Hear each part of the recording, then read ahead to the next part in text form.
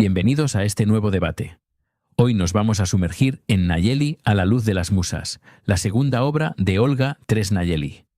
El libro nos relata el encuentro de la protagonista con las 9 musas de la mitología griega, un viaje a través del arte y de la sabiduría.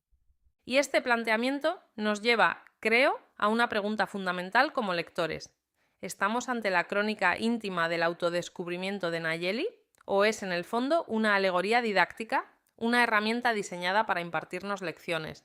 Yo voy a defender esta segunda idea. Para mí, su función principal es ser una alegoría para transmitir enseñanzas. Y yo, en cambio, voy a argumentar que lo que tenemos entre manos es la continuación necesaria del viaje personal de Nayeli. Es la crónica de su evolución y su sanación después de todo lo que vivió en el primer libro. Es que fíjate en la estructura. Es episódica, casi un manual. Su propósito es, clarísimamente enseñar.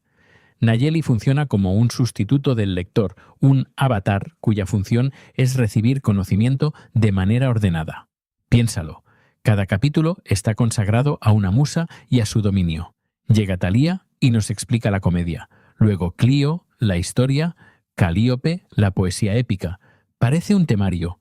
Yo no lo veo tan frío.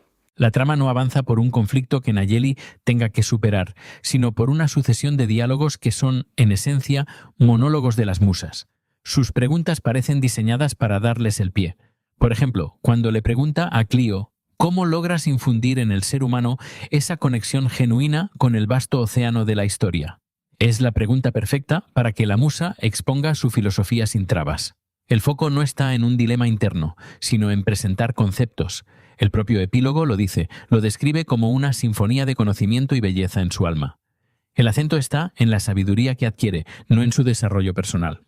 Ya, pero yo lo veo desde un ángulo completamente distinto. Este libro no se puede entender sin el anterior, la danza de los 5 elementos. Allí, Nayeli recupera sus recuerdos y sana una herida de identidad fundamental. Por lo tanto, esta segunda parte no es una simple acumulación de datos. Es la siguiente fase de su terapia, por así decirlo. ¿Una terapia con musas? Exacto. Ahora le toca procesar e integrar las complejidades del espíritu humano, el arte, la tragedia, el amor. El verdadero núcleo de la historia no son las lecciones, sino las reacciones emocionales de Nayeli. No es una alumna pasiva. Después de hablar con Talía, el texto dice que su corazón vibra al ritmo de la risa, y su encuentro con Melpómene, la musa de la tragedia, la deja lista para enfrentar la vida con una valentía renovada. O la meditación con Polimnia, que la lleva a un nuevo nivel de paz. Esto no son apuntes en un cuaderno, son cambios profundísimos en su ser. El epílogo la nombra como la exploradora de la eterna espiral de la vida. El énfasis está en su viaje. Entiendo el argumento de la continuidad, de verdad, pero no me convence. En esta entrega, Nayeli carece de un arco dramático propio. Sirve de pretexto para que las musas expongan sus ideas. No hay un conflicto real, no hay una tensión que dependa de lo que ella haga o decida. No se enfrenta a dilemas, no comete errores. Es un lienzo en blanco sobre el que cada musa pinta su lección. Es una receptora ideal, perfecta. Y por eso mismo, un poco irreal como personaje. Ahí es donde no estoy de acuerdo. Dices que es pasiva, pero el texto nos muestra lo contrario. La sabiduría que recibe no es algo abstracto o intelectual, es algo que la atraviesa a un nivel visceral. El ejemplo de Melpómene es el más claro. No es que solo entienda la tragedia. El texto dice explícitamente que sale del encuentro fortalecida y con lágrimas de gratitud. Eso es una catarsis. Es la prueba de que está sanando en tiempo real. Sí, pero esa catarsis también puede servir a la alegoría. Si el lector siente esa gratitud a través de Nayeli, la lección es mucho más efectiva. La emoción del personaje se convierte en una herramienta didáctica. En una alegoría clásica, los personajes representan ideas. Nayeli representa a la buscadora de sabiduría, y sus emociones son el vehículo para que esa sabiduría nos llegue al corazón, no solo a la cabeza. Pero esa interpretación la reduce a una marioneta. ¿Para qué construir un personaje con un trauma previo tan potente en el primer libro si en el segundo la vas a usar como un mero instrumento? No tendría sentido narrativo. Una alegoría pura no necesitaría esa biografía. Es su historia personal la que da sentido a este encuentro. Pero hablemos de la estructura, porque creo que refuerza mi punto. Es un recorrido lineal, predecible. Un capítulo, una musa, una lección. Funciona casi como una enciclopedia filosófica por fascículos. No hay subtramas ni giros inesperados. Es un diseño impecable para transmitir conocimiento de forma clara. No hay ambigüedad.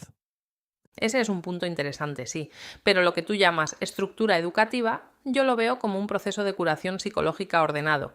Es una terapia diseñada para ella. Fíjate en la progresión. En el primer libro sana el trauma base, la memoria, a través de los elementos naturales. Ahora aborda funciones cognitivas y emocionales superiores. La creatividad, la historia, el cosmos. Es como una pirámide de Maslow, de la sanación del alma. Cada musa es una etapa necesaria. Es una relectura muy sugerente, lo admito. Pero si fuera un viaje psicológico real, ¿no crees que habría más fricción? ¿Dudas? Un personaje en sanación real tendría contratiempos. Nayeli, en cambio, lo asimila todo con una facilidad asombrosa. Acepta cada enseñanza sin dudar, como la alumna modelo de una clase magistral. Esa falta de resistencia la hace menos creíble como persona y más funcional como conducto de información. ¿Y si esa falta de conflicto no es una debilidad, sino un reflejo de su estado espiritual? Después del desgarro del primer libro, su alma está en carne viva, está abierta, no está en una fase de resistencia, sino de integración. El gran conflicto de su vida, perder su identidad, ya ocurrió. Ahora está reconstruyendo. Quizás la historia nos dice que la verdadera sanación no viene de la lucha, sino de la rendición a la sabiduría. Pues eso nos lleva al propósito final. Para mí es indiscutible, instruir al lector. El texto está plagado de enseñanzas que van más allá de Nayeli. Pensemos en Euterpe explicando el sonido primordial del universo, el Aum. O Urania hablando de las matemáticas como lenguaje del cosmos. La obra busca ser un compendio de sabiduría accesible y usa a Nayeli como un vehículo elegante. Es una fábula moderna con finalidad pedagógica. Ese es un argumento convincente. Pero el propósito no es solo enseñar conceptos, sino modelar un camino espiritual. No aprendemos solo datos, los vivimos a través de ella. Sentimos su asombro ante Urania, su paz con Polimnia. Es una narrativa experiencial. El lector sana junto a ella. Para concluir, sigo convencido de que la estructura episódica y el papel de Nayeli como interlocutora perfecta definen la obra como una brillante alegoría filosófica. El mensaje universal sobre el valor del conocimiento es el protagonista. Pues yo concluyo que el núcleo es el viaje personal. Las musas no son un fin, sino el catalizador para su transformación. Son el andamiaje sobre el que reconstruye su alma. La discusión, al final, deja abierta esa cuestión. ¿El personaje sirve al mensaje o el mensaje sirve al personaje? La obra parece habitar conscientemente en esa dualidad. Exactamente.